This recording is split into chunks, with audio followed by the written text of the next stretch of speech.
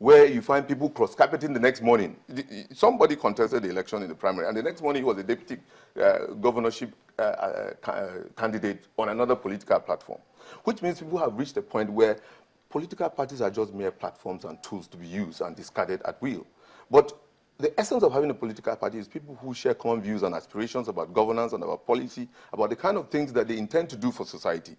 But what you find increasingly in our society today is strange bedfellows assemble in political parties. They claim that they are forming a political party, and at the end, when they feel disgruntled, they leave the party as quickly as they came. Now, this is a challenge that we're contending with. I've been a strong party man over the years. I started down there as being a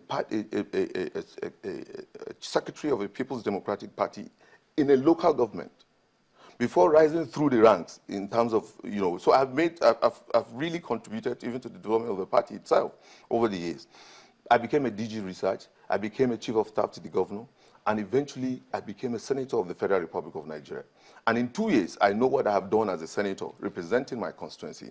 I come from one of the most difficult senatorial zones, the hot zone of Nigeria in the true sense of the word, because that is the area where the factor of ethnicity, the factor of religion have been a serious challenge for us, where we've seen serious crises in the process and have been a major mediator in resolving certain conflicts that have been on the ground. And people have come to appreciate the contribution that some of us have made in the governance situation. Not just that somebody just woke up one morning and say, come and be governor. No, you must have an antecedent, you have a record, you have a contribution that you have made over time that will necessitate or compel attention on you sufficient to be supported for you to become a representative of the people. And that is the reality. So when people talk about handpicking, it's a lame way of just, casting aspersions and making it look as if it wasn't possible if not for.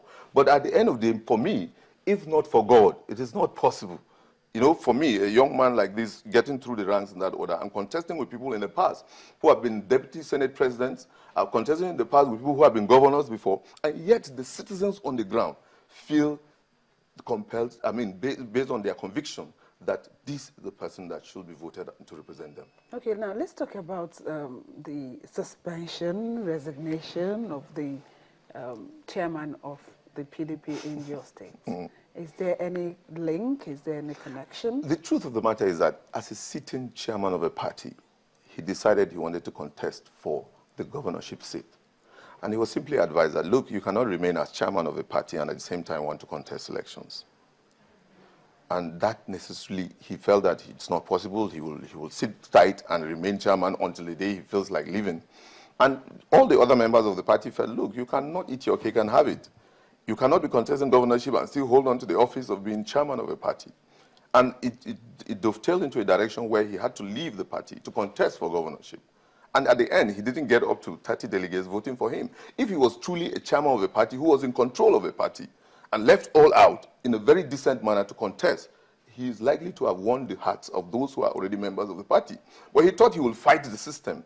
You see, this is a party. You cannot be asking for the head of a party. You cannot be thinking of how to destabilize a party and you expect the party again to turn around and vote for you. This is the unfortunate thing. And then there's another dimension of things that have been raised with regards to complications here and there. When you're contesting a party primary, it is the people in the party that conduct this election. But if you issue a public statement somewhere and you're castigating the party and you're asking for the dissolution of the party, you are saying you don't like what is going on in the party, then who on earth will come and vote for you? Who else will come and vote? Is it the people from other parties that will come and vote for you in that party? You're supposed to have a healthy relationship with your party. You're supposed to ensure that you can convince members of your party to support you. Okay. But when you begin to think that you can antagonize them and then you still expect them to turn around and support you, then it means you don't even know what the political reality is. You have been in the political space on the plateau for a while, as you said yourself. So let's look at the other parties. We understand that there was also rancor with the choice of candidates of the APC, and some other parties also had their issues with choice of candidate. I mean, why do we have to get to that point where it's as if the parties can't even seem to make a choice? The truth of the matter is that, you see, politics is about interests. And a clash of interests generates necessarily outcomes and reactions and counter-reactions here and there. And it's just like having a thesis, an antithesis, and a synthesis will eventually emerge. The truth of the matter is that at this point, we're moving to a direction of synthesis, where we are gradually looking at those who stood against somebody and for somebody. For me, after I won my primaries, the first thing I did was to invite all those that lost elections, not even for governorship, those that lost at the level of House of Assembly primaries, those that lost election for House of Representatives, those that lost for Senate, all of them assembled, and we discussed as party men to say that, look, ordinarily, when there is a contention for one office, there are bound to be those who will not win and those who will win. And that is the reality of human life. For as long as you don't accept that when you set out to contest election, then you will be having a problem, especially when the outcome does not favor you in the process. And a large extent, a lot of them said, for the first time, somebody is calling them so that they can sit down and discuss. Because in the past, people will assume that once you lose a primary, you are not important. Everybody is important in a political party. And as a result, there's a need for harmony and a group approach, teamwork, to ensure that the party, becomes stronger. So if other parties are having their own problems, they have the challenge to contend with solving that problem in the process. All that parties do is that come out with the right candidates that will outdo other contenders from other political parties. But unfortunately, the intra-party wranglings get so heavy to a point where you begin to assume that, right from day one, you can even see when elections have not even been conducted, people are already crying foul. People will start shouting even before the actual conduct of elections. So if already your frame of mind before the conduct of an election is already raising issues, and then by the time the elections hold again, what do you think will be your response?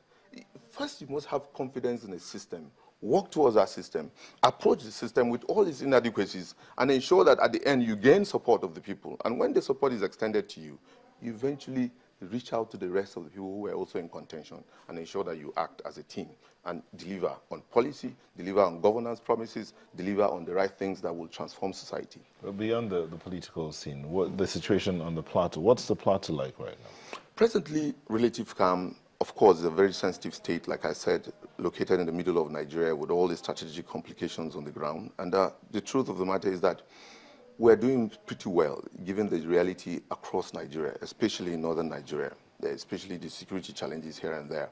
I believe people are getting gradually prepared to begin to focus on survival, focus on peace, ensuring that bridges are built across divides, and ensuring that in the course of even the conduct of elections, that they will not do so based on divisive tendencies. We all know that just in particular, and the plateau in general, used to be like the collecting point of the home of peace, the home of peace, yes, a collecting point for practically all of Nigeria. I mean, there's hardly anybody that you talk about now in the entertainment industry, for instance, who would not mention having stayed in Jos for a while or something. So, can we get back to that point where the plateau becomes indeed the home it used to be? I look at the future not in terms of going back to the past, but as a future that will be a reflection of the reality of our experiences and moving into a future that is certainly better and greater than even the past. In other words, there is a high possibility that given our experiences on the plateau, that we're moving to a future where the generation that is taking charge of affairs is focused on making the desirable impact that will certainly project the state, not just as a home of peace, but actually as a hub of not just developmental innovation compared to other states of the Federation, but also as a place where everybody wants to come and settle. And that was the reality in the past, and that is still possible given the way and manner we're gradually reaching out to each other on the plateau and ensuring that we can work and be greater as a state. Okay, and maybe I should just quickly go back to some of the issues that we raised concerning your emergence. The 12 that are aggrieved. What are you doing to see how? Frankly, I've said already that even those that didn't contest governorship, I'm reaching out to them. Do you think it's going to affect your chances, even as a party? Let me tell you, I understand the dynamics of delineation of constituencies, the dynamics of voting patterns, the dynamics of support groups. You see, I'm probably one of the youngest of the aspirants. And for those who are talking about zoning, there are people who are talking about a generational shift in governance. And that, to them, breaks the barriers of geography, breaks the barriers of ethnicity, breaks the barriers of religion. So that is the new challenge for our own generation in moving in a direction that will make progressive impact on our society. For the 12 that I've contested, you'll be shocked to discover that out of the 12, they probably come from 2 or 3 local governments. A huge chunk of them coming from one local government or the other. Now, when they write as 12 people. But when they write, they represent only a section of the state in itself. We have 17 local governments. And out of 12 aspirants, 8 of them come from 2 local governments. And they write and are insisting that there should be zoning. What they're invariably saying. What I'm trying to tell you is that, what I'm saying is that sometimes we exaggerate the mere fact that those who signed are so number. How do you want to resolve all of this so that it will boost your chances? The chances are as bright as the promises of God. For me, I must say that we're moving in a direction where we're reaching out to each other. Some of the aspirants have come to me directly. They have completely shown their support and are working with me. Some we have even integrated their structures to ensure we are working together. Some still are finding it very difficult to accept the outcome, and we're reaching out to them. And we believe strongly that in due time, people will appreciate the fact that at the end of the day, it is one person at a time that occupies the power. I have a comment from someone that's watching. Boaziz says, Plateau State politics under PDP is a family business. Do you agree with him? All of us are a family. The entire Plateau is a family. And that is a family business to a little sense of a word. It's a Plateau project that involves every citizen of Plateau State.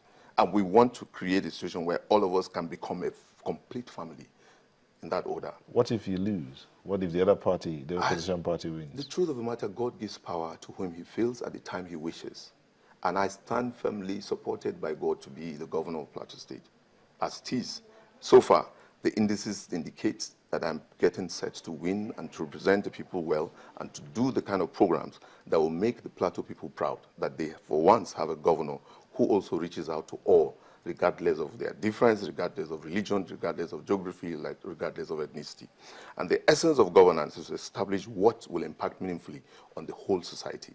And I think strongly we're continuing on the lofty programs of the current administration. There has never been any government that has done so much within so little time, with so little resources. We believe that we will manage our resources sufficiently, both human and material, to transform our society to a greater society in the process. Thank you so much for coming on this morning. Maybe before we close, let me just ask, we were talking about how cold it was in Jos. Yes. How cold? It is really getting cold. What's the temperature like? Certainly quite 20, cold, very Europe, more like Europe, I must say, far less than 20 degrees. Are you serious? So you're actually enjoying Lagos? Yeah, well, I would also get back to even the cold of Jos. Oh, you can't wait to get back? Very well. You missed it. Thank you so much for coming on this morning. We've been speaking with the governorship candidate of the People's Democratic Party for Plateau State, Senator Pwajok. Thank you so much for coming. And we'll go on a short break to stay with us on Sunrise.